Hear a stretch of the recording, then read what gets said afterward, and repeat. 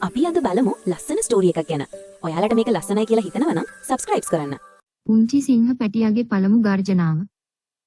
අලංකාර වනාන්තරයක කේසර නම් ප්‍රතාපවත් සිංහ රජු සහ ඔහුගේ පුත් සිම්බා ජීවත් වුණා. කේසරගේ ගර්ජනාව මුළු වනයේම දෙවනත් කරන්න සමත් වුණා.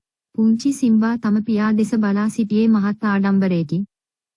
මටත් කවදා හරි තාත්තා වගේ හයෙන් ගොරවන්න ඕනේ, සිම්බා නිතරම හිතුවා. ඔහු තනියම පුහුණු වුණත් ඔහුගේ කටින් පිටුනේ ඊටාම හීන් හඬක් විතරයි. ඒ ගැන සිම්බා හිටියේ ටිකක් කනගාටුවෙන්. ඉකව රශ්මිය තියෙන දවසක සිම්බා නිල්වන් ගඟ අසල ඇවිදින්න ගියා. කුරුල්ලන් දී ගයන සමනලුන් පියාඹන ඒ ලස්සන පරිසරයේ ඔහු සතුටින් සෙල්ලම් කරමින් හිටියා. හදිසියෙම සිම්බාට අමුතු කෙදිරිලි හඬක් ඇහුණා. ඔහු විපරම් කර බලද්දී ලොකු ගලක් යට ළඟි නම් හාවා හිර වෙලා ඉන්නවා දැක්කා.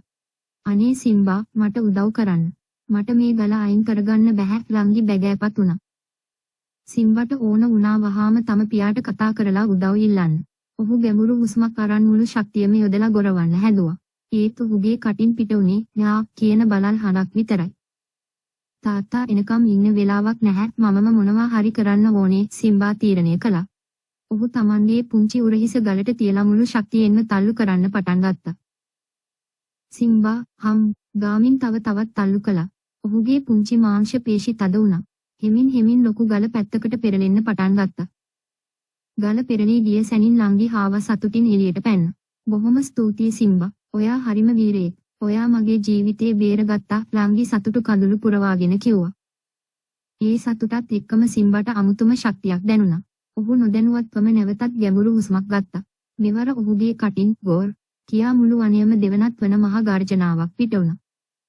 සිම්බාගේ ගර්ජනාව ඇසුණු කේසර රජු වහාම එතැනට දිව ආවා. පුතා, ඔයා අද නියම සිංහෙක් වුණා.